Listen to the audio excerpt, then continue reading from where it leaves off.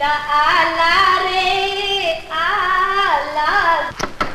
Whisky रानी, ओ मेरी whisky. आली आली माझे सोडा राम आली। अरे जल्दी कर, कुंडी खोल। अरे पहले तो मेरी कुंडी खोल, मैं इकडे फंस गई हूँ। फंस गई हूँ?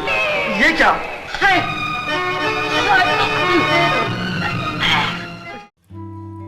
टुनटुन एक ऐसा नाम है जो पहले किसी भी मोटी लड़की का उपनाम बन जाता था। आजकल तो किसी के मोटापे को बॉडी शेमिंग करना बहुत बुरा माना जाता है, पर एक जमाना था जब अपने बेडोल और बेहद मोटे शरीर का मजाक बनवाकर उमा देवी खत्री ने बॉलीवुड में अपनी एक खास पहचान बना ली। वो टुनटुन के नाम से मशहूर हुई और लोगों को खूब हंसाया। नमस्कार, आज मैं अपूर्वा आपको सुनाने जा रही हूँ कहानी टुनटुन की, आपके अपने फेवरेट चैनल वो सुहाने दिन पर। बहुत कम लोग जानते होंगे कि हरदम बचकानी हरकतें करके दूसरों को हंसाने वाली मोटी टुनटुन उर्फ उमा देवी का बचपन बहुत ही दुर्भाग्यपूर्ण रहा। 11 जुलाई 1923 को जन्मी उमा के माता पिता को जायदाद के विवाद के कारण मौत के घाट उतार दिया गया। उस समय उमा मात्र 2-2.5 साल की ही थी। उनका भाई हरि उस समय करीब 8 साल का था। वो उत्तर प्रदेश में मथुरा के पास अलीपुर गांव में रहते थे। 3 साल बाद उमा के भाई हरि की भी हत्या हो गई। 5 साल की नन्ही उमा को 2 वक्त की रोटी के लिए उनके अपने रिश्तेदारों ने अपनी नौकरानी बना लिया। उनका बचपन गरीबी और लाचारी में बीत गया। जब वो बड़ी हुई तो उनको सामान लाने और भिजवाने दिल्ली भेजा जाने लगा। बस इन्हीं दिनों उनकी मुलाकात एक excise duty inspector Akhtar Abbas Kazi से हुई, जिन्होंने उमा देवी की मदद भी की और हौसला भी बढ़ाया। अख्तर अब्बास काजी देश का विभाजन होते ही पाकिस्तान चले गए। अब 23 बरस की उमा देवी भी अपनी धुन पर सवार होकर बंबई चली आईं। एक गायिका बनने उमा देवी की जिंदगी की कहानी और उनका फिल्मी सफर भी किसी फिल्म की कहानी से कम रोचक नहीं है। कहते हैं कि बंबई आकर उमा जी सीधे म्यूजिक डायरेक्टर नौशाद अली के स्टूडियो पहुंच गईं और उनको कहा कि मुझे गाने का मौका दो, नहीं तो मैं समंदर में कूद के अपनी जान दे दूंगी। नौशाद साहब ने उनका ऑडिशन लिया और उनको काम पे रख लिया। 1946 में वामिक अजरा में उनको सोलो गाने का मौका भी मिल गया। प्रोड्यूसर डायरेक्टर AR करदार के साथ कॉन्ट्रैक्ट होने के बाद एक गायिका के रूप में उमा देवी उभरने लगी, वो भी उस समय जब नूरजहां, राजकुमारी, खुर्शीद बानो और जोराबाई बड़े नाम थे।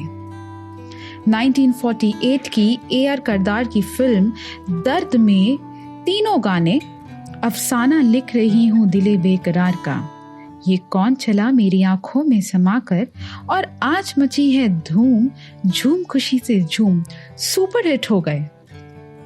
गाने हिट हो गए और उमा देवी की जिंदगी भी खुशी से झूमने लगी, क्योंकि अब काजी साहब भी पाकिस्तान छोड़कर मुंबई आ गए और दोनों ने शादी कर ली। 1948 में बनी फिल्म अनोखी अदा में उनके गाए 2 और गाने काहे जिया डोले और दिल को लगा के हमने कुछ भी न पाया भी बहुत सुपर हिट हो गए और उमा देवी एक बड़ी गायक बन गई। 1948 में ही उमा ने डायरेक्टर S.S. वासन की फिल्म चंद्रलेखा में 7 गाने गाए और साज की बेला गीत बेहद पॉपुलर हुआ। पर अफसोस यही गीत उनके गायकी के सफर का ब्रेक भी बन के रह गया, क्योंकि करदार साहब को उमा के किसी और डायरेक्टर के लिए गाने पर नाराजगी हुई और उन्होंने फिर उमा से नहीं गवाया। खैर, नौशाद साहब ने भी कहा कि दौर बदल रहा है, तुम्हारी गायकी पुरानी स्टाइल की है, तुम नए कलाकारों से मुकाबला नहीं कर पाओगी। पर मुझे लगता है कि तुम एक्टिंग कर सकती हो, तुम दूसरों को हंसा सकती हो। उमा देवी भी अनोखी थी। उन्होंने कहा वो एक्टिंग कर लेंगी, पर पहली फिल्म दिलीप कुमार के साथ करेंगी। अब किस्मत देखिए, उन्हें पहली फिल्म दिलीप कुमार और नरगिस के साथ ही मिली। फिल्म थी बाबुल। दिलीप कुमार ने उमा देवी के नए अवतार को नाम दिया टुन टुन। इसके बाद टुनटुन ने फिल्मी पर्दे पर भी धूम मचा दी। गुरुदत्त की आर पार हो या मिस्टर एंड मिसेस 55 या प्यासा हो, हर एक फिल्म का हिस्सा बनी। 60 और 70 के दशक में टुनटुन ने ढेर सारी फिल्में की और अपनी छाप छोड़ी। 1982 में बनी नमक हलाल में काम किया। टुनटुन ने पंजाबी फिल्मों में भी दर्शकों का भरपूर मनोरंजन किया। टुनटुन भारत की पहली महिला कॉमेडियन थी और उनका स्तर चार्ली चैपलिन से कम ना था। लगभग 50 सालों में टुनटुन ने 198 फिल्मों में काम किया। उनकी आखिरी फिल्म 1990 में कसम धंधे की आई थी।